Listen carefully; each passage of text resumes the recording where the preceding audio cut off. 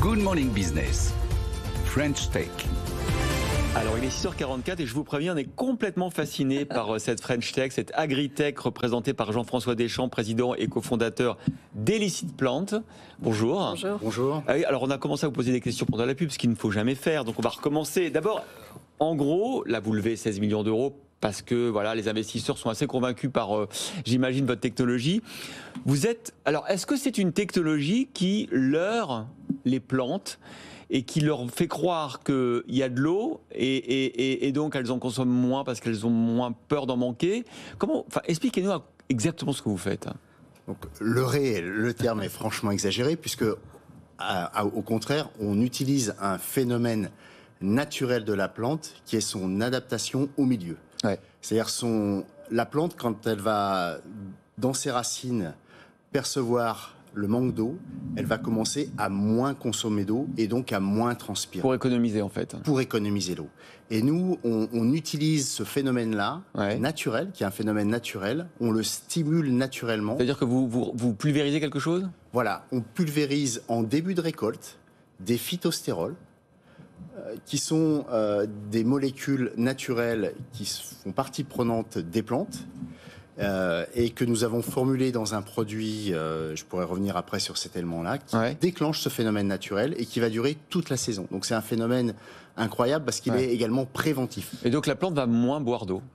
Voilà, elle va moins consommer d'eau. Alors la différence n'est pas énorme, c'est quelques dizaines de pourcents à peine, mais suffisamment pour mieux la préserver pendant les périodes de sécheresse, voire les périodes de ce qu'on appelle le stress hydrique, qui sont potentiellement avant les sécheresses. Est-ce que c'est adaptable à tout type de plantes? Alors, probablement, oui. Par contre, les phytostérols dont j'ai parlé sont un petit peu l'équivalent du cholestérol pour l'homme.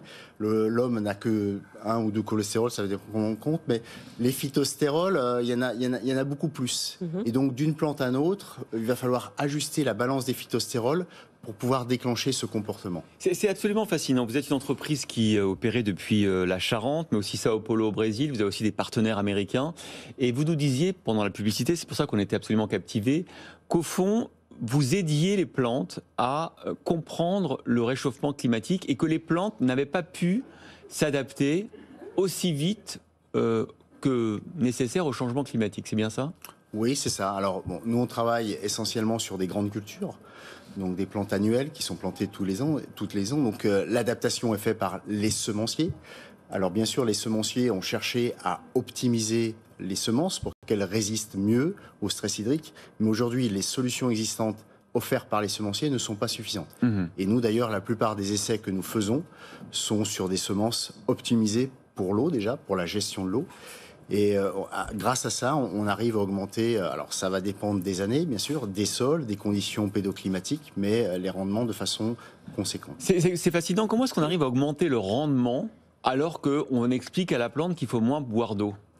Parce que la plante n'a pas été conçue dans une optique d'optimisation de la consommation d'eau. D'accord. Ce qui semble logique, puisque pour croître, les plantes ont besoin d'eau. Donc les semenciers ont plutôt joué sur d'autres paramètres que sur la gestion de l'eau. Donc la plante a un certain confort dans la gestion de l'eau. Et nous, ce que nous faisons, c'est que nous optimisons ce confort pour qu'elle résiste mieux, justement, au changement climatique. Alors là, vous avez commercialisé jusqu'à maintenant 2 types de produits, c'est ça ? Qui s'adaptent à qui sont les clients qui vous les demandent? Alors, aujourd'hui, donc, nous sommes une biotech, donc nous sommes sous le régime des AMM, des autorisations de mise sur le marché. Donc nous avons obtenu une AMM en France l'année dernière pour 2 cultures que sont le maïs et le soja. Donc ceux qui nous demandent, ce sont les agriculteurs, bien entendu, et on passe par le réseau des coopératives pour distribuer notre produit. Alors pour les agriculteurs, vous affichez un retour sur investissement compris entre x2 et x3, c'est ça ? Voire plus, voire 4, 5, même des fois plus. C'est forcément variable en fonction de chaque saison. Bon, l'été 2021 a été assez humide, pluvieux. Néanmoins, et c'est un phénomène assez classique, la fin de saison a été plutôt sèche. Donc pour le maïs, dans certaines régions, on a fait des gains de rendement absolument excellents et des ROI supérieurs à ça. Et les sécheresses vont continuer, on l'a dit la semaine dernière, évidemment, dans les années, les décennies qui viennent. Du coup, ces 16 millions, vous allez vous en servir pour quoi? Développer d'autres produits? Oui, on va continuer le développement. Alors, on a quelque chose de vraiment très particulier, c'est que notre laboratoire est au cœur d'une ferme. Donc, c'est déterminant dans notre capacité à créer les bons produits. C'est un produit créé par des agriculteurs pour les agriculteurs et également à faire des cycles de développement relativement courts, de passer du laboratoire au champ.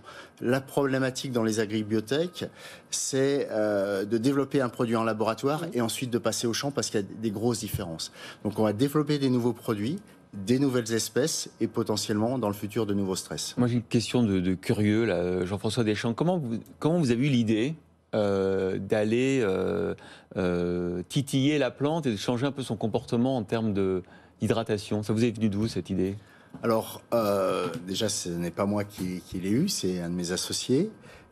Qui travaillait sur des problématiques d'innovation avec d'autres laboratoires. Et l'innovation vient de la cosmétologie, cosmétique, pardon, où les phytostérols sont utilisés en cosmétique. Et il a identifié qu'il y avait des applications possibles en agriculture. Mais aujourd'hui, à date, nous sommes vraiment des pionniers sur l'utilisation des phytostérols pour des applications agricoles, puisque nous sommes les seuls en fait. Vous êtes les seuls sur le marché français dans le monde. Dans le monde. Dans le monde. D'où l'utilisation aussi en Amérique du Sud. En Amérique du Sud, sur le bassin de la mer Noire et demain en Amérique du Nord. Ben bravo. Jean-François Deschamps, président et cofondateur d'Elicit Plante, donc biotech, agritech, on peut dire les deux. Oui, agribiotech. Agribiotech. Agtech également. Allez, un nouveau terme. Yes, on en a un de plus. Merci beaucoup. C'était la French Tech du jour. Merci.